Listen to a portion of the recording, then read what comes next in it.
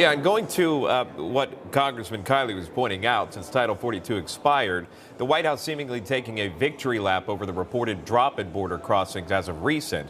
A senior CBP official saying this, quote, here, quote, our sustained efforts to enforce consequences under our long-standing Title 8 authorities, combined with expanding access to lawful pathways and processes, have driven the number of migrant encounters along the southwest border to their lowest levels in more than 2 years, end quote. So I'll go to Congresswoman Laurel here. How do you respond to that? Again, the lowest levels, and is essentially taking somewhat of a victory lap here, this administration.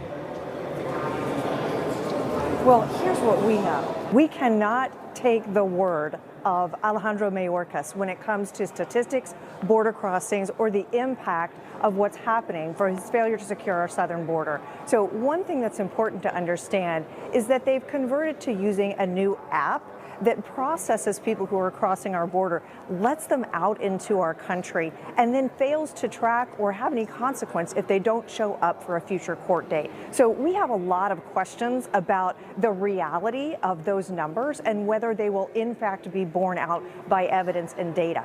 One thing that's very important to me that I want to be sure we talk about today is the consequence of this failure to secure. Mayorkas took an oath to uphold the law, and his primary responsibility is to ensure that our federal laws are being enforced at the border, not to select the ones he likes and doesn't like. And as Representative Kiley mentioned, the human consequences are very real. As a former prosecutor and judge, I spent many years working to combat human trafficking, and to see the effect that our failed border security has had on people who are coming across this border and being subjected to trafficking is really an absolute tragedy. It's not a Republican or Democrat issue. This is an American issue. We need to be sure we're holding Secretary Mayorkas accountable and getting answers for the American people about what's really happening at our southern border.